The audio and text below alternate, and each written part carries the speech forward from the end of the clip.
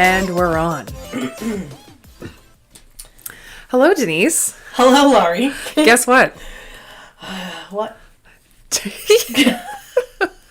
This is the first podcast of our weekly podcast. I didn't know where you were going with this. I know, I saw your face. I panicked a minute. I know, this is very exciting. Very exciting. This is the second time we're recording our first weekly podcast. Yes, it is, because what happened, Lori? I'd like to say that the file was corrupted. Yes, we can say that. And so I felt a little stabby this morning. You weren't stabby. Well, I felt it inside. I was like, holy shit. Because we spent a lot of time, one, recording it, and then two, editing it. So to hear something that wasn't supposed to be there on top of what was supposed to be there and not being able to recover it, it was painful. It was really painful. Yeah, I heard it in your voice, and I'm like, that's all right. That just means it wasn't meant to be. I was very positive this morning. You were very positive. And that was way before coffee, too, which was very you were very supportive, Denise. Well, thank you. And now you're in my home again. Again. So one could say that this is a ploy to get you to stay at my house more often. Oh, God. Enough already. Number one, we're not doing Bluetooth. Laurie wants me to be on Bluetooth with her while I'm... What's wrong with that? While I'm living my life. Well, because that means we can experience life together. It's weird. It's and you never know where you're going to need a funny joke, and I'll be right in your ear with it. You're not my Cyrano de Bergerac. Like, it's just, like, not even right. Number one. Number two, I'm not moving to Arlington. So I have something for you in honor of you coming to Arlington, the place that you hate so much. I don't hate it. You're giving me a gift? I'm giving you a cinnamon dolce latte. What? Where have you been hiding this? From Starbucks. I did not even see this. I know, I hid it perfectly so that you wouldn't be able to see it, so it'd be a nice surprise. God. This is a lovely surprise. And there's more. There is? No. Did you go to Cordova? Cookie. No. Oh. Wow, you ruined it, Denise. Yeah, I did. I got you a sugar cookie from Whole Foods. Oh my God, you spoiled me with your cookies and coffee. I felt bad. It's not your fault, Laura. I know, but listen. Denise did not know what this was about 2 weeks ago. 2 weeks ago. And now I'm addicted, number one. Now your life has changed. Number two, it just shows I can be bought. No extra espresso. Usually Denise gets an espresso shot, but I feel like it's too late in the day. We're recording this at 4:55. Yeah. I don't want to have a heart attack. A what attack? Oh, wow. Anyway, Laurie, what have you been up to? Well, I recently threw my back out. Mm-hmm. So I'm sorry. I'm on the mend. Yeah. So some would think that it's an excuse not to shovel. Yes. Because usually it does happen in the winter. Suddenly winter, all of a sudden, by the way. And last year, or 2 years ago when this happened, I sent my then 7-year-old out to shovel for me. Yes. So it's something I don't forget. No. Sometimes I sleep with one eye open. Well, I would too. She's scary sometimes. She's very intense. Uh-huh. And I love that about her. Me too. I threw axes 2 weeks ago. Oh, that's right. Went to this place called... I don't know how I feel about that. What do you mean? Because I feel like it would be bowling for me. Yeah, Laurie doesn't like bowling. I hate bowling. I don't understand. I hate bowling. Let me set the scene for you. Oh, God. You're with your coworkers or friends. Friends. Usually they use them for work outings. Yeah. For political posse outings, we're never going bowling. Yes. So it's we're going to throw axes instead. Everyone's standing around in this semicircle, and then they go, "Okay, Lori, it's your turn." And I walk up, and everyone's watching me, and then I have to get a stupid bowling ball and then throw it down the lane. It goes into the gutter, and then everyone goes, "Oh!" And then you have to turn around and go, So maybe you hate next it because time. you suck at it. I don't suck at it. Well, you kind of I'm do just if giving you're telling an me that example. it's going into the gutter. I don't do a lot of gutter balls. Well, then why does it such a... Because then you turn around and everyone's looking at you and you're like, ha. So you're not competitive? I Is that did what it is? I'm very competitive. You are? Yes. So, I don't understand. I still won't ever understand Bowling the is a very thing. socially awkward sport. I'm sorry that you feel that way. So anyway, I feel bowling. like axes is the same thing. Oh, no, this is really good. Like, it was really good. Did I say what the place was? Urban Axes in Somerville, Massachusetts. Don't even make fun of my accent one more time, Laurie. I didn't have to. You said it for yourself. It's a really cool place, and you have like a coach with you the whole time. Yeah. And you said that place is cashless too, right? We were talking about how bullshit that is. It is cashless. Sorry, I mean to. No, but I'm glad that you said it because I noticed it when I went in there. I'm like, another freaking place. Yeah. Yeah, cashless. And like I said, that you have a coach with you through the whole time or whatever. There was about 8 to 10 of us, and we were there for about 3 hours. That's incredible. Mm-hmm. And my little lady friend was like hitting the bullseye left and right. And you were crediting her low center of gravity for Yeah, this. her small stature. She was like, she's just powerful. So she was just like winging it like it was nobody's business. It was impressive. Impressive. Yeah. I'd go back again. Anyway. So, Denise, we have an excellent show today. Tell us all about it. We have our headlines, which will be coming up. We'll be talking a little bit about the Cohen hearing, which I'm very excited to dig into. Some campaign finance troubles here in Massachusetts for one of our congressional representatives up in Washington, D.C. And also North Korea. Dun, dun, dun. So we're going to chat about that. And then we also, Denise and I went down to WeWork in Boston at South Station. Really cool facility. It's the new home for Doe Inc, which is an organization that does a lot of advocacy for victims of domestic and sexual violence and abuse.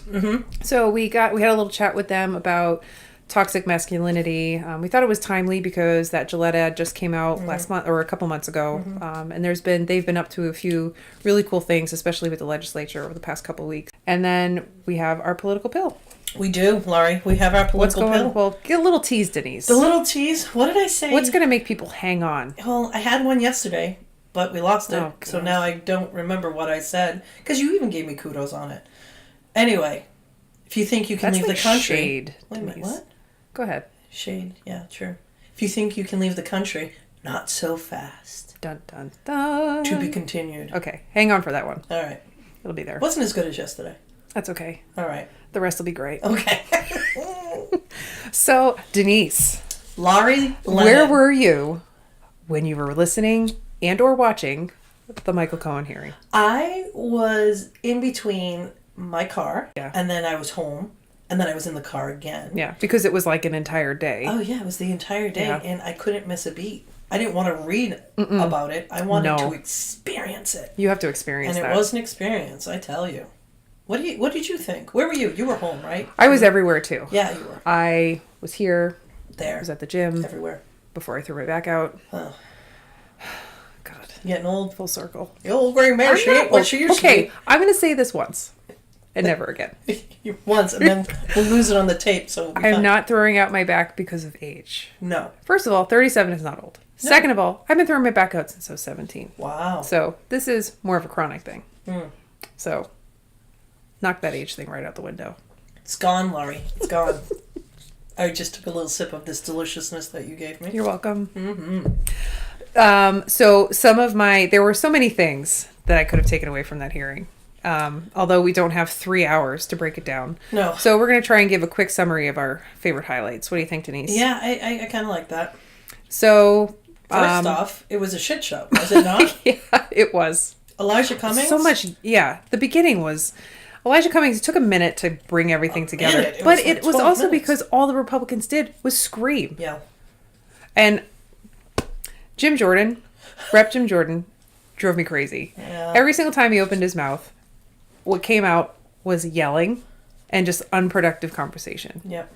And, like I was telling you at our last recording, what happens when you start yelling at somebody? Nobody listens. And everyone just starts yelling back, and then everyone just starts yelling, and nothing gets accomplished. That's what I feel like the Republicans had going for them. Yeah. I will say one thing though, Denise. Tell us. And I've been saying this for a while. Let me sit up. Yeah, sit up. Get your latte. Go ahead. The Republicans are great at messaging. They are. The message that they have is really shitty, and very divisive. However, they are very good at towing the line together. Yeah, it was a little redundant, though. Yeah. I was sick of hearing, are you going to do a movie? Are you going to do a book? Are you going to do a movie? But what else are they going to argue him on? Are you going to do a movie? Are you going to? I mean, they honestly had no leg to stand on. No, but they still tried really hard to discredit him as being a liar, which he admitted he was. Yeah. When Cohen admitted he was a liar. He's a liar. And we found out he was a liar. Yeah. And now he's back. And if he's not telling you the same thing, and he's telling you something different, well, that must be the truth. Right. I don't know. Call me crazy. And he's a man with nothing to lose. Nothing to lose. He's literally going to jail. You said it, and he's in May. Yeah. May. No money. May 6th, I think it's at. Yeah. no money, no job, most likely writing a book when he does get out of jail, which he did say he might do. What did you say yesterday? And maybe his wife. Because he lied to her or kept from her. He kept from her. A $130,000 home equity line of credit to pay off Miss Clifford. Stormy Daniels. Yeah. And he did it, and he said it in the testimony. He did it deliberately so that his wife would not know that he was doing this because she took care of the household finances. Oh, so that man, really nothing to lose except for his wife. Ballsy, like, how do you get so enamored with someone, or like, not enamored, but you know what I'm saying? Committed through anything, like through and through. I'd do that for you, Denise. No, you wouldn't. What do you mean? Well, I wouldn't want you to. Well, right? I'm not saying I would cut somebody for you, but I'd really stand that's disappointing now. You just told me you kind of would do anything, and now it's like, now we have limitations. You wouldn't cut someone? I feel like that's really extreme. Is it though? And since you already set the precedence that you wouldn't ask me to do something like that, okay, safe to say. Come on, just like I won't go to jail for you? I would go to jail for you. If there was a book deal at the end. No. Well, can we also talk about how Trump made installment payments? It's like layaway. Yeah. 12 installments, so it wouldn't look like a payoff. And also... installments. It's fucking checks. Checks. Him and Jesse Smollett have something in common. I don't know. They commit crimes with a fucking paper trail. I think it's too soon to talk about Jesse Smollett, though. But we all have to wonder, who thinks it's okay to pay for crime with checks? These who two has checks in the first place? I don't know. To bring it back, just a minute. Back to the messaging. We're going to talk, so I feel like the Republicans were in line with each other.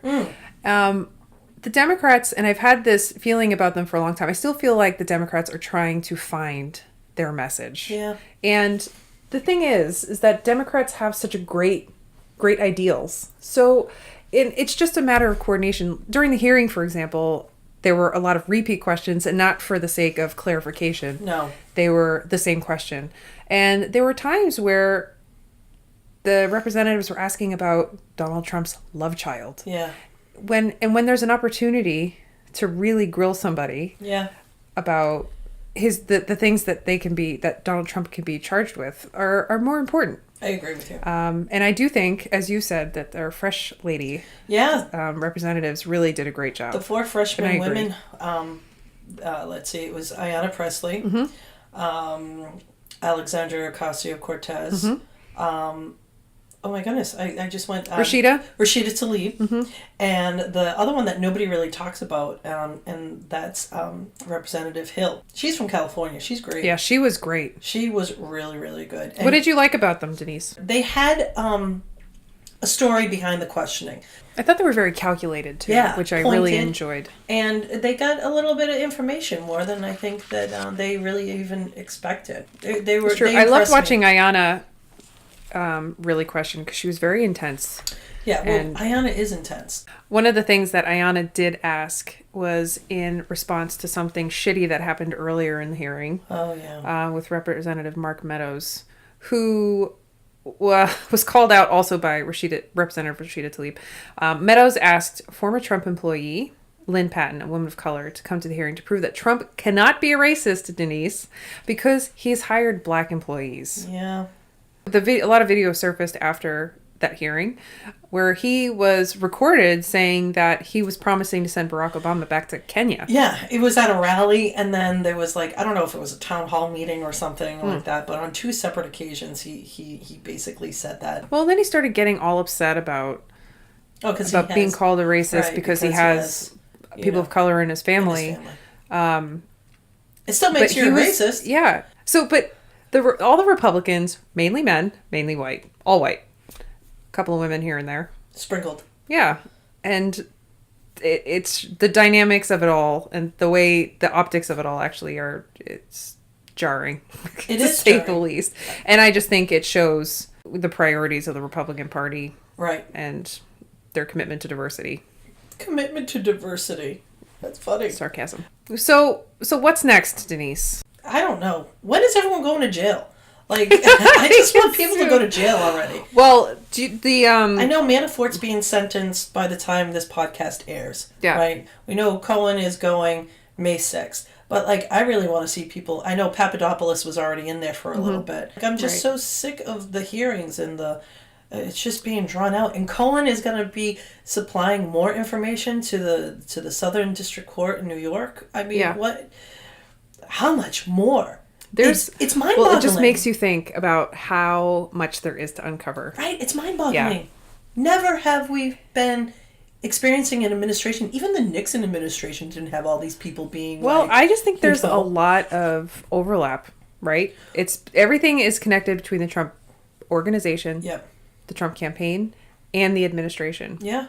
So I was watching Rachel Maddow on Friday. Love that woman. She's so smart. And she has a great team behind her, too. Yeah. A great research team. Yeah. That work is done I can't by wait some for great us researchers. to get a nice research Just team. wait. Oh. So, Representative Eric Swalwell was on Rachel Maddow on Friday, and he said the committee was on the edge of their seats when Cohen spoke to them. This is when he was in front of the House Intelligence Committee. Oh, yeah. And there was his lawyer saying that there's new game-changing information. So this Representative Swalwell was like, yep, we were on the edge of our seats. So he's going to come, he's heading back with corroborating documents. Yep. So, and what also happened from that hearing is the House Judiciary Chair, Jerry Nadler, is leading a group of House Democrats who are now expanding a probe of Trump, calling on 81 parties spanning his business, campaign, and administration to begin an investigation around obstruction of justice, corruption, and abuse of power. Oh, abuse of power. Yeah, and the White House is already pushing back and being like, nope. Which is interesting because we're not giving you anything. No, they're not. They're in defense mode, full defense mode right now, and the White House is pushing back because of the whole Jared Kushner special. High security clearance. Yes. Like, that's just ridiculous. And I have a lot to say right now, and I don't know. I think maybe it's this cafe latte. You're welcome, Denise. Drinking. Maybe a lot of people are trying to spin it, be like, well, everyone just wants the president out. It's the Democrats on a witch hunt, trying just to kind of... I don't want to hear that word anymore. I don't either. Impeach the president and just find anything.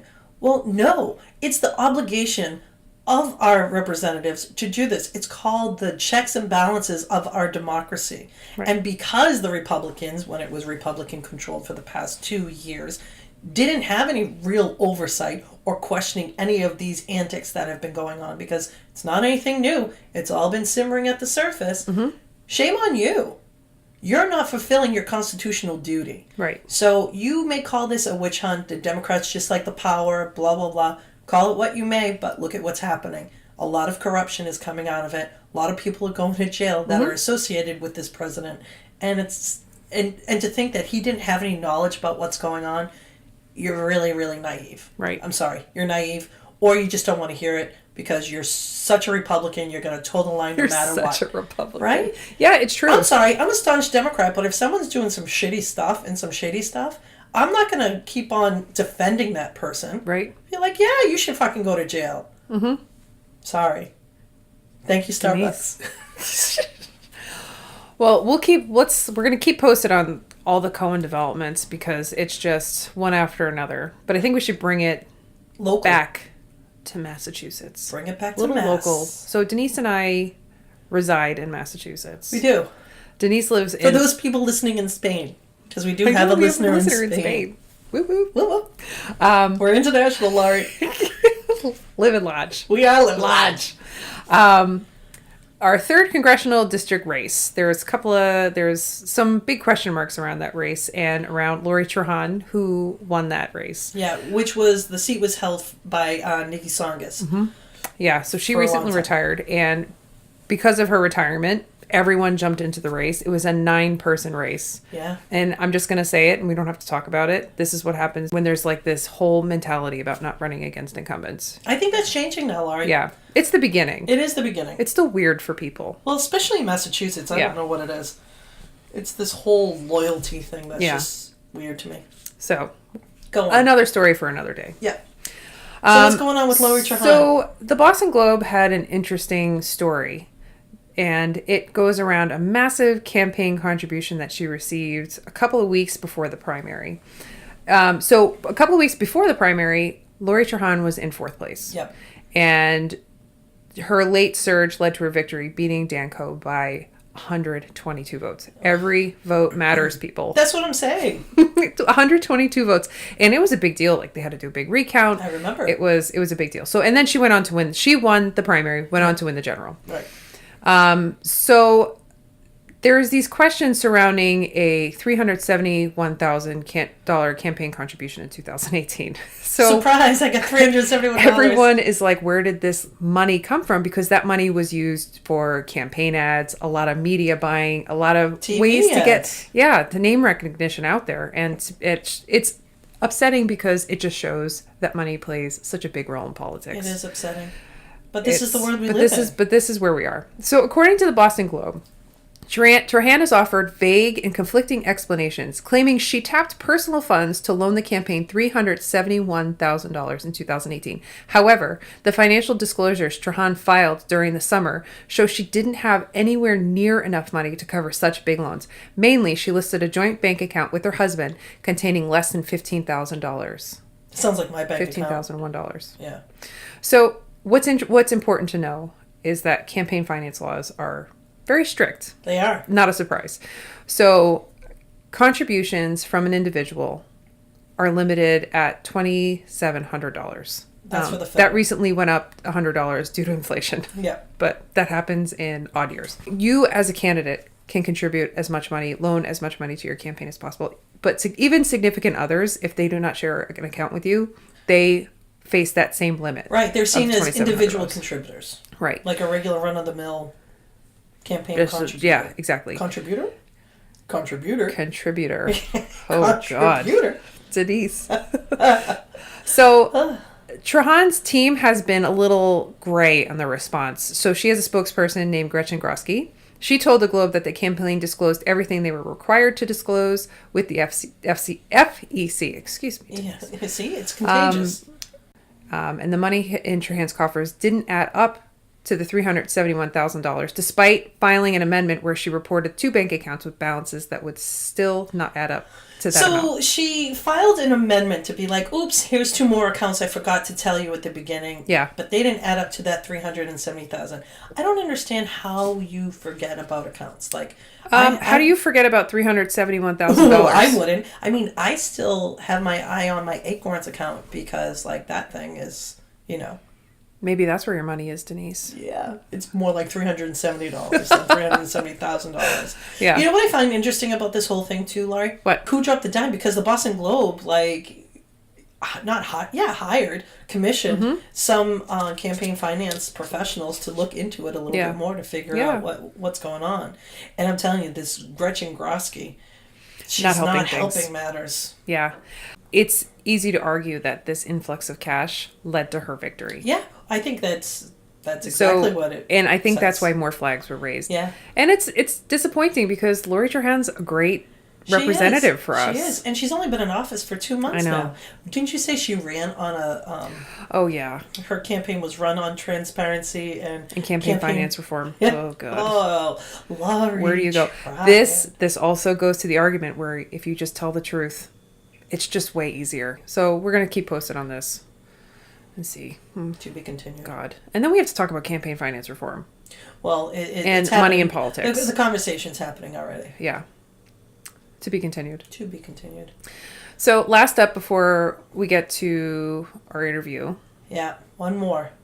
We have North Korea and the deal that wasn't. The deal that wasn't by the great deal maker. Right.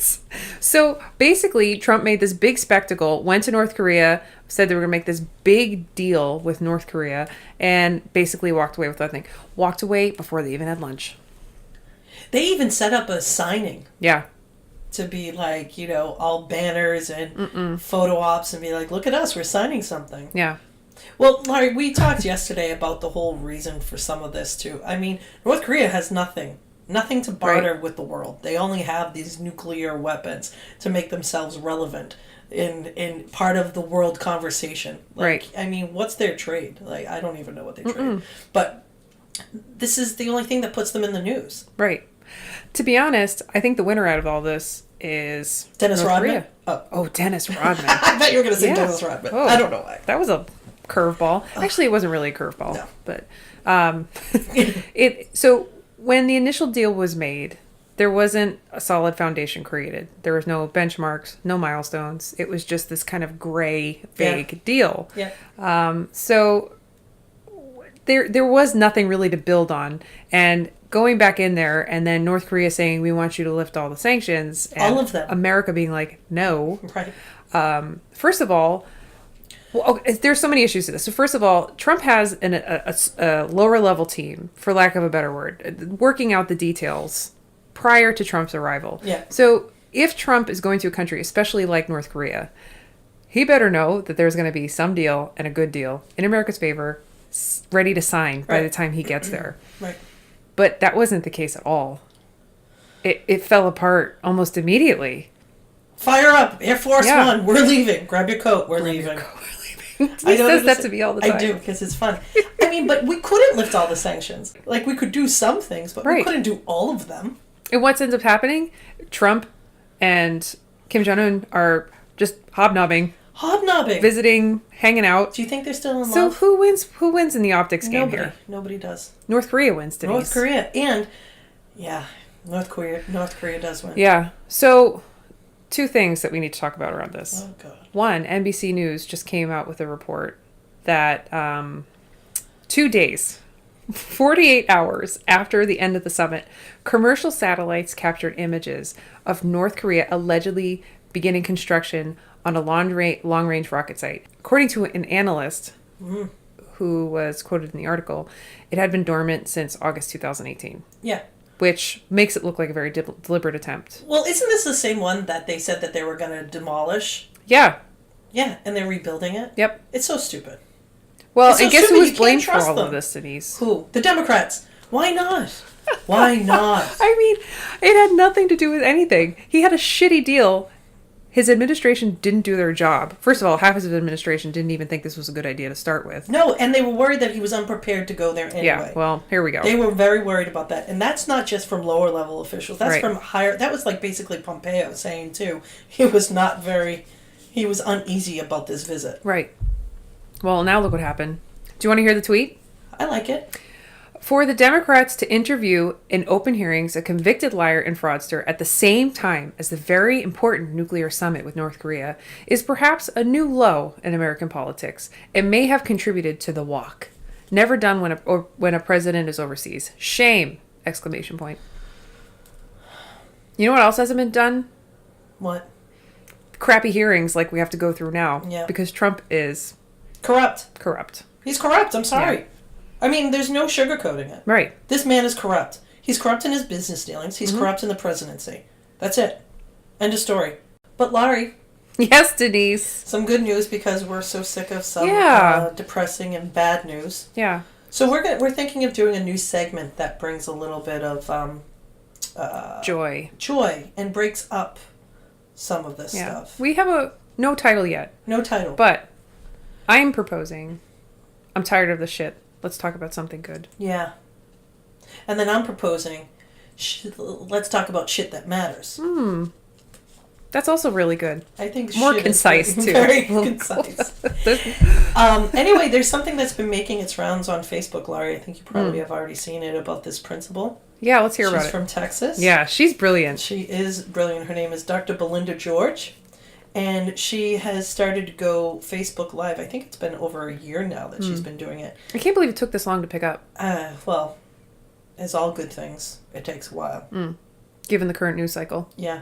I mean, this isn't that sensational. It's not going to make it. Yeah. Anyway, she has something called Tucked In Tuesdays, where she gets all cozy in her pajamas and she reads to her students. The school is called the Homer Drive Elementary School. So it was basically for all her kids at that elementary school. That's really sweet. About 600 of them.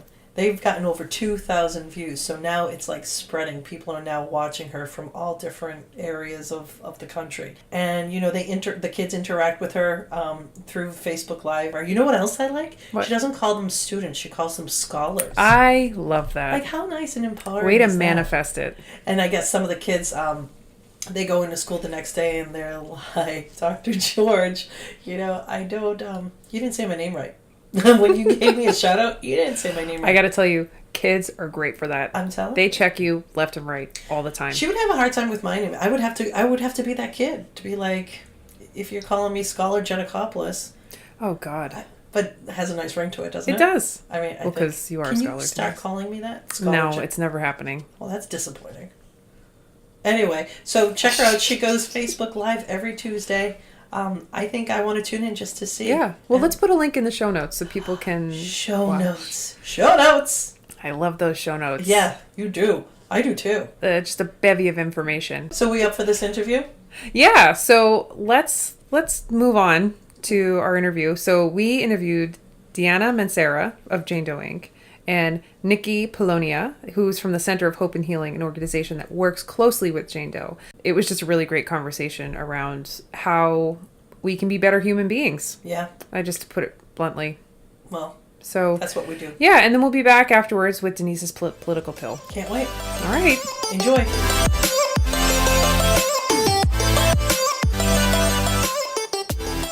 We are back. We're sitting here with Deanna and Nikki, and we're going to be talking with them about some issues that they're working on around sexual and domestic violence. So if you guys want to take a second, introduce yourselves. Well, before you go, where we work. Why don't you say where we are? Yeah, where we work. Yeah. Yes. This is great. A new Yeah, location for you guys. Yep. And it's incredible.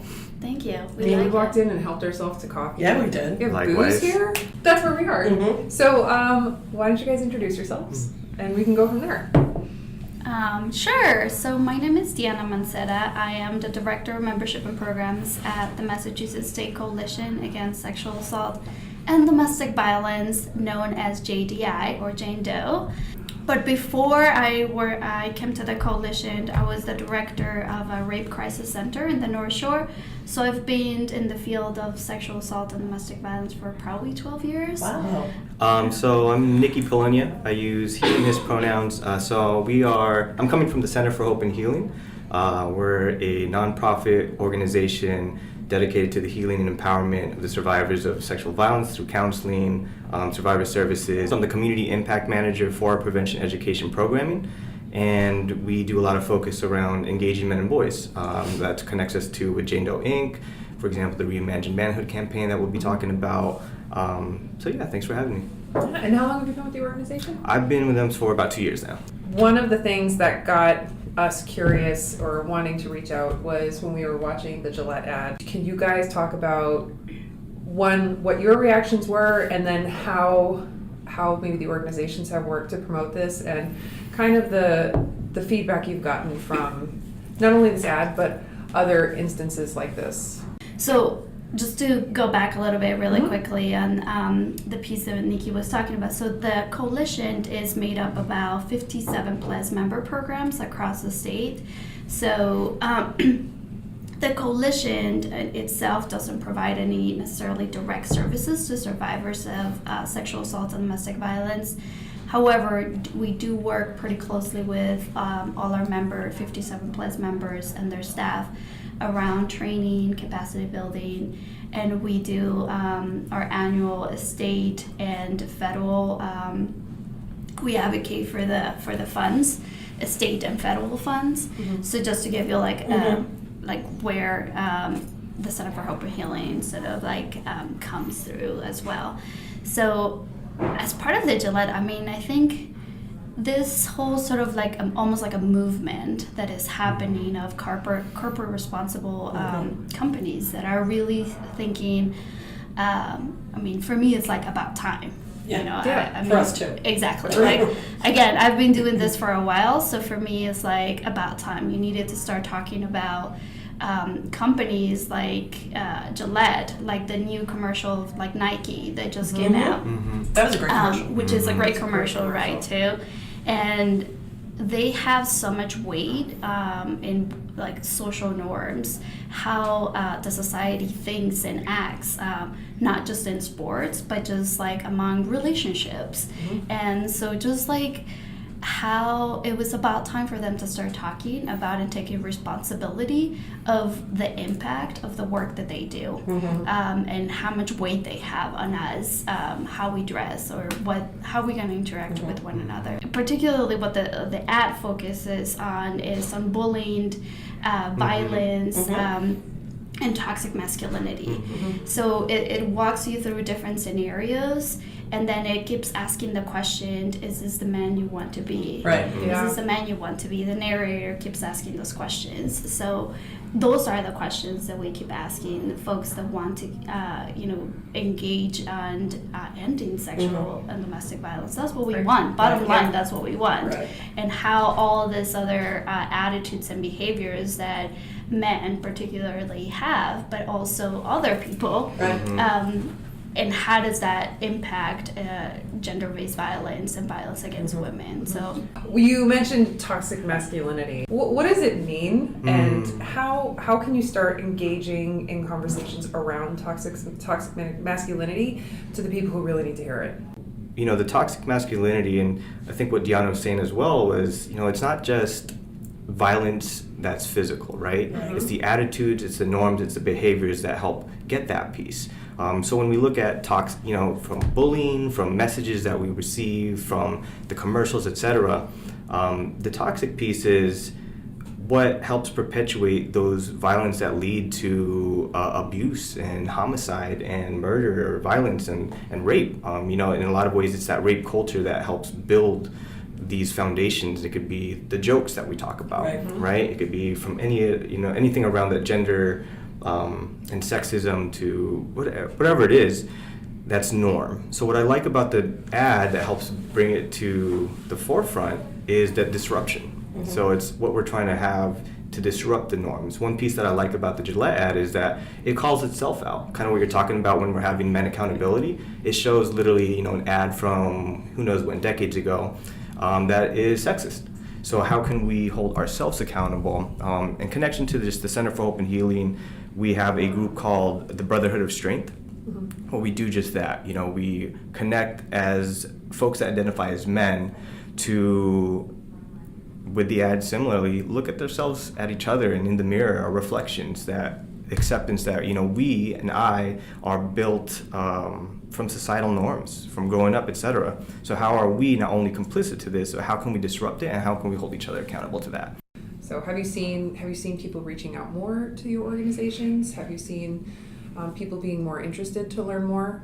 Yeah. Not only from this ad, just from basically what's I think that, going back to sort of like where the hashtag Me Too movement, right? So people started talking a little bit more about it in social media, and people who you may even didn't think that they were survivors of sexual assault or domestic violence or experienced some sort of abuse, people started really coming out. Yeah. So people that you didn't think, corporations, organizations that you didn't think this was happening also to their employees. So I think people are like, it's not just happening in certain neighborhoods, it's not just happening to poor folks, it's not just happening to certain communities, so this happens to everybody. Right. So it's really interesting to see some, even amongst the group that I navigate in, even men and some women being like, holy crap, I never really thought that I was sexually assaulted or I was a victim of this. Right. And then they started thinking, they're like, man, that was unwanted. Yep. That shouldn't have happened to me. I was on the train and somebody just pressed up against me. That's not what, and they start putting the pieces together to think, man, I guess I am part of this Me Too as well. Right. And I think it's really about time that we all started to wake up, because it does happen to everyone, male, female. It happens to everybody. Right. Yeah. I mean, it has been a topic of a taboo conversation. Like, people didn't feel comfortable talking about it for many reasons, because, this person wanted that because of the way they were dressed or the way that they were behaving. There's a lot of myths around that. And I think that for many years, even in our own field, we were focusing so much in how do we make sure that the person who this is happening to is protected and safe? So I think that now we're sort of shifting that and really focusing on those who is doing the harm, and how do we sort of prevent and start educating people for that not to happen, and not to keep that circle of violence going, because it's happening everywhere. So yeah, and that's, Deanna mentioned earlier how we're seeing this work as a movement, and that's the base of it, that movement piece, where I think it's in the ad too, they say something like, the boys of today will be the men of tomorrow. So how can we disrupt these cycles from whether it's social media, movie, television, sports, whatever, whatever, all that stuff, so that it's not the norm to creating that. And that second piece too is, the boys of today will be the men of tomorrow, so what are we still doing with the men of today? And that's the piece where we're holding that accountable. So hopefully that, it's a new cycle of social norms that looks at, women not as objects, that's not, commodifying them, that's, all these things that build to the violent aspects. And that there's a means, I think that's the thing too, there's a means in which masculinity on a spectrum is not just inherently toxic. And that's where we're exploring that and co-creating, co-building. The governor put about $1 million on prevention funding for particularly prevention around healthy relationships. So if the governor is putting this funding, it's clear to us, at least in our field, that there's an emphasis on ending sexual and domestic violence and preventing it from, if it comes from the top, then it should be trickle down. So that's one of the things that we want to talk to the legislators about, them including this in their budget as well. And there's the Healthy Youth Act that focuses on sex education, teaching about consent, and building healthy relationships, as well as requiring curriculums that are going to be inclusive around lesbian, queer, gender nonconforming, and transgender folks. That we know that those folks are probably most likely the ones that are going more impacted than other folks. Yeah, and I think an example for the Center for Hope and Healing, who's a membership under Jane Doe, is it's really both and. We know that it's change can happen from the individual community level that we have in Lowell, Massachusetts, and the 13 surrounding areas, whether it's workshops that we have connecting with folks in the neighborhood or community events, that still informs that policy level. So even from individual, from community to organizational to institutional, the more and more that we're going to keep doing this, and we've been doing this for the past 43 years, the more and more that's going to feed, as I'm hearing from you too, that policy high impact level. Because the more that we're educating each other on toxic masculinity, healthy masculinity, Me Too, and all those things that interconnect, every year, as we mentioned earlier, it's a movement. So every year it's going to keep building, so that hopefully more and more at that legislative policy piece, at the community level, speaking of, that it's going to be heard. Nikki, tell us a little bit more about what you're doing up in Lowell with young boys and young men. So the Brotherhood of Strength right now, it's about our 4th year, and we are a group of about 15 men in the Lowell area and surrounding places that come together, recognize that we want to be part of the solution to end gender-based violence, full stop. So what we do is work with partnership organizations through various means. Right now we're working with 2 youth-serving organizations that specifically serve young men and young men of color. And we're going in there and working with the staff and the young men and talking exactly about these things everyone we talk about. What is toxic masculinity? What are these norms that we're learning about? How can we disrupt it, and how can we be part of that change? And it's hard. So again, it's hard. The second piece too is I want to highlight is our Buzz for Safety campaign. So in 2016, we partnered with Billy's Barbershop in Lowell. And we recognize intentionally that, barbershops are kind of these safe spaces for men, right? When you think about that. I just got my haircut yesterday, so it's looks good. I was looking at it earlier. Clean, that's very sharp. He dressed up for radio. I know, thank you. Maybe we'll get a picture. But so even just with that, right? That this place for me is, it's a place where I'm like, okay, I get to connect with my barber, whatever it is. But that's where the kind of connection with men happen, especially with young boys. So anyways, in 2016, we recognized that, okay, if this is a place that boys and young men and men are coming, how can we have this already kind of inherently safe space to be able to talk about these kind of norms and things that are so damaging. So we ran a campaign in 2016 with focused workshops in these barbershops talking about and discussing how we're going to enact change, which it led up to a summit, so where we could talk about the action plan. 2019, we came back, we got funding for it, which is great, so we're coming back strong this year. Is that private funding, or is it through the state, or how do you get your funding? It's through the state, yeah. That's so, great. So this kind of goes to this piece too, and it's specifically through the Department of Public Health. So we're working with them and Doe Inc. I want to note too that this was evaluated by the Center for Disease Control. Okay. So seeing that, the importance that this epidemic, if we're looking at this kind of piece to it, is pervasive. One of the things that both of your organizations are working on is White Ribbon Day. Yes. And Reimagining Manhood. White Ribbon Day campaign is one of the initiatives that Doe has. The White Ribbon Day campaign has been in the state of Massachusetts for over 11 years. This is actually an international campaign.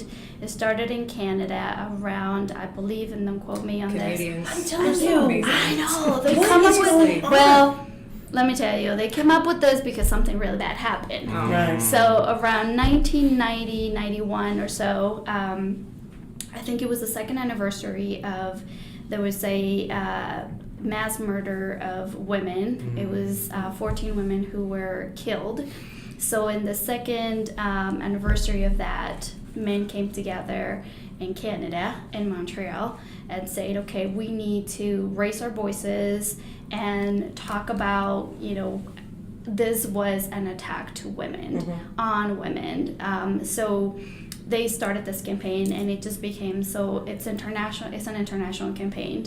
In the state of Massachusetts, we took it around 11 years ago, and it was a way to say, we know that we're not going to end sexual and domestic violence if we don't have men involved.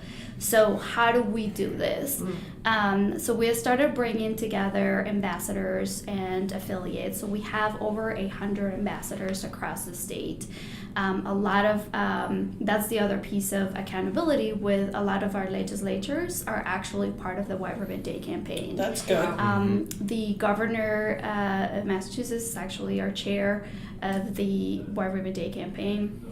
And out of the White Ribbon Day campaign, we felt like we needed to go deeper. So there was this one annual event that we did the first Friday of the first Friday of March that we had, and it was a great event. And 2 years ago, we brought together like over 350, mostly men, at the State House. And they all, it was a great event, and it was an opportunity for men to talk about these issues and enter into conversations. And yet, we were not quite sure what happened after that. Sure. So it's like, great, we have one day, we pet them in the back, and you're like, oh, that's awesome, you did a great job. Good job, you're taking the pledge, which this is the pledge, and I brought it here. Oh, so. excellent, we'll post it on our social It says, channels. from this day forward, I promise to be part of the solution in ending violence against women and all gender-based violence.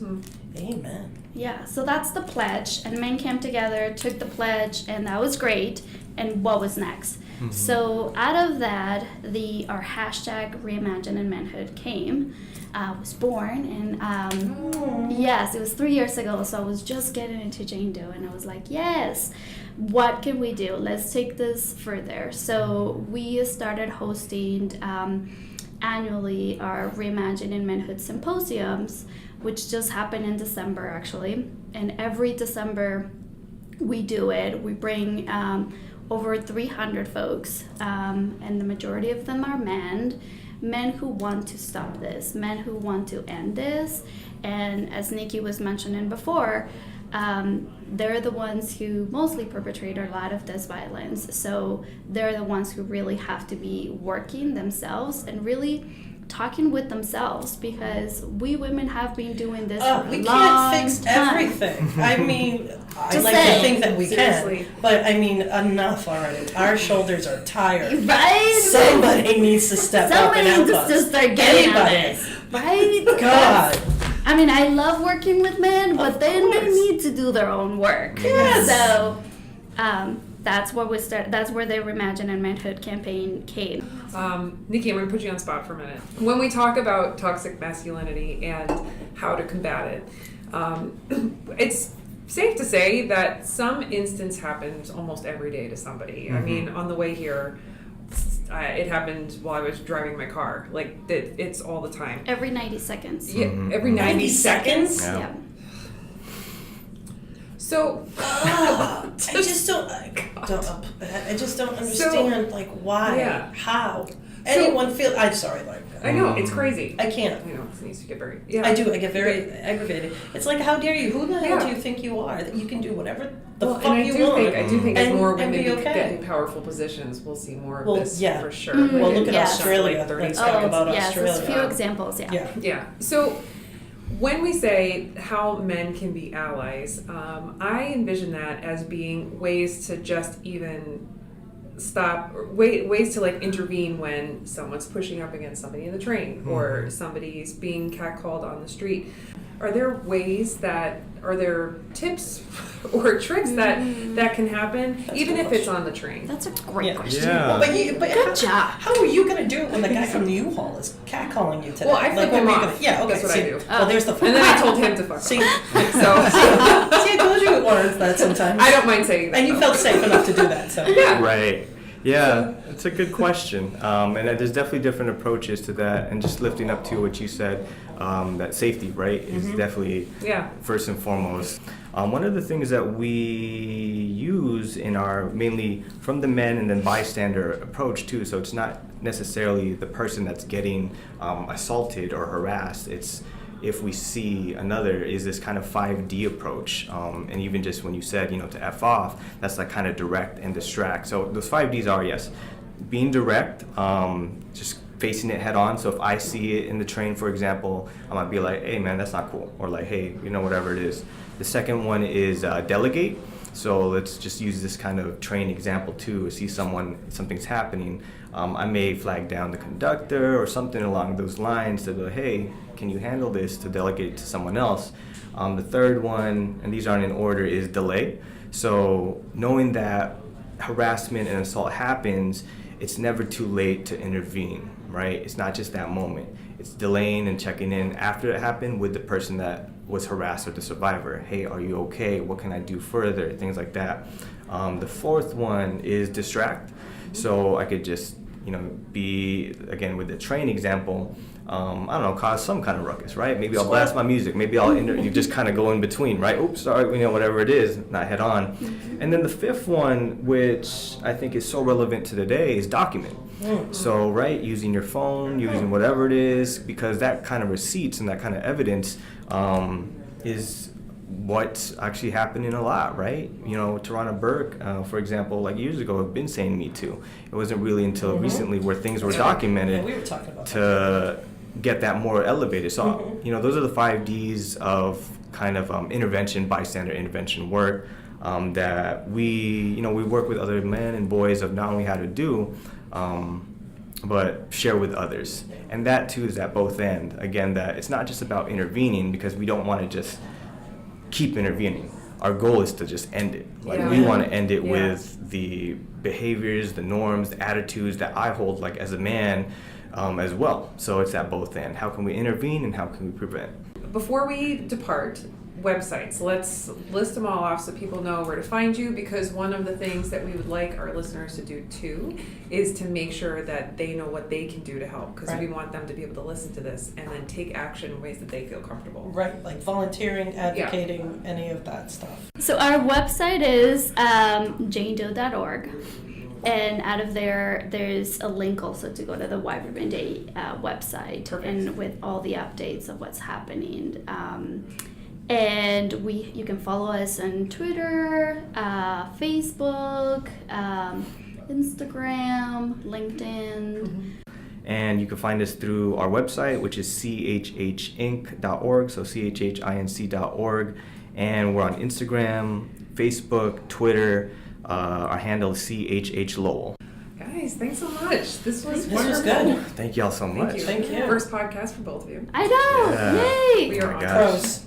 Yeah, you guys Yeah. are seasoned professionals. I should probably do this more. Like, You really should. We should start our own Oh, podcast. You I'm all for it. Oh, God. This Yeah. is like super I mean, you cool. have enough to talk about that yeah. your content On the would daily be basis. endless. We could go on and on for sure. So ridiculous. Can we be on your Talk about podcast? That's, yeah, can we? Oh, that'd be dope. I'm with it. It just has to be out here, right? It has So- to be. We were. Yes, yes.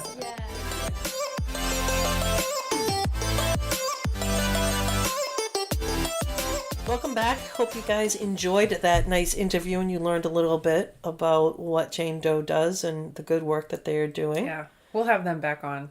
Yeah. I just felt like during that interview there was so much to talk about, and we just couldn't cover it all. Yeah, we didn't even touch base because when Laurie and I left there, we were like, we have a number of things that we still want to talk about. Yeah. Especially when more and more women are coming into power, what that does and the violence and the increases in violence against women because of that. Yeah. Well, and you were telling me Australia is They're seeing a lot of seeing, problems. a huge rise in sexual assault and just violence overall against women because more women are gaining more rights in that country too. Right. It's gross. It's all about power. Yeah, it is. All about power. Anyway, so political pill, Laurie. Yeah, let's hear Dun, it, Denise. dun, This dun. one's an interesting one. Yeah, I mean, it's one of those things that kind of hovers under the radar. I mean, it doesn't. It was astonishing to me. But the IRS in 2015 under the Obama administration, this was passed in 2015, but it didn't come into effect until last January.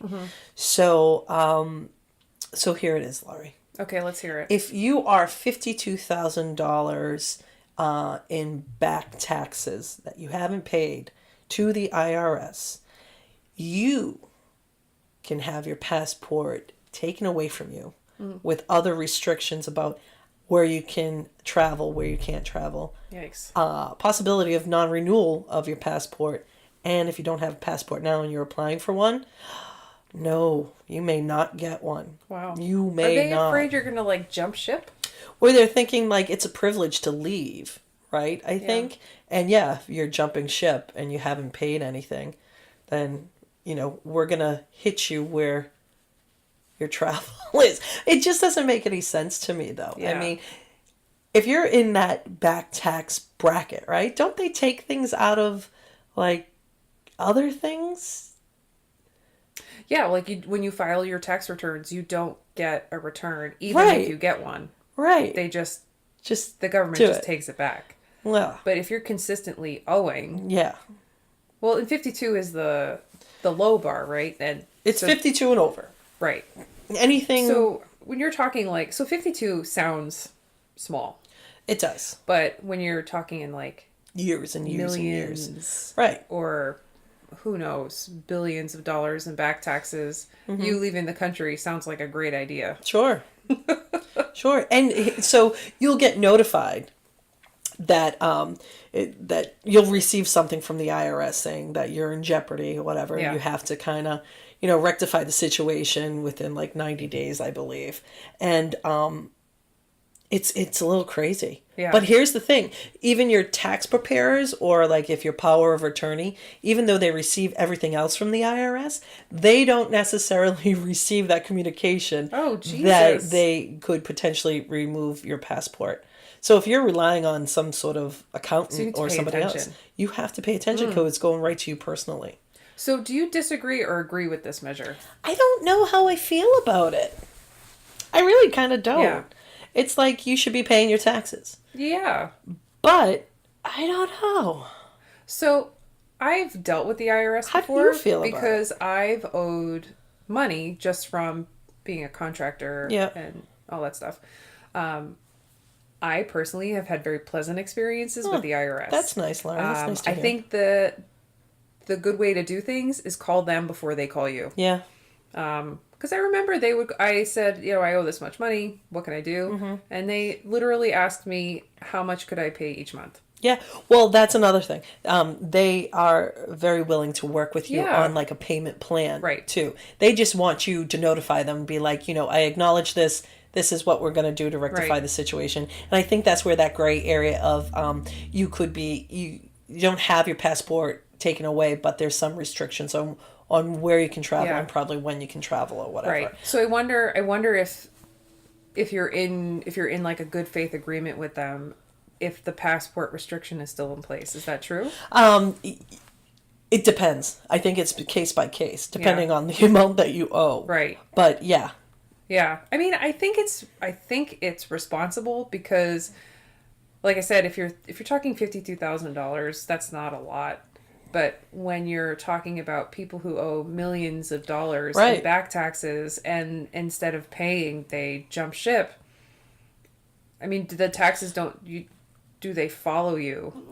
No, would they? I don't know. So I just think... And I'm sure the restriction, too, is on certain countries that we probably have a certain agreement with, right? Right. So if you never pay it, they can find you and be extradited, and Right. all these other things all could those be... lovely things that we don't know are about in the terrified fine about. print. Yeah, right. So before they deny it or renew it, the State Department will hold the taxpayers the application for 90 days until you've kind of rectified the situation.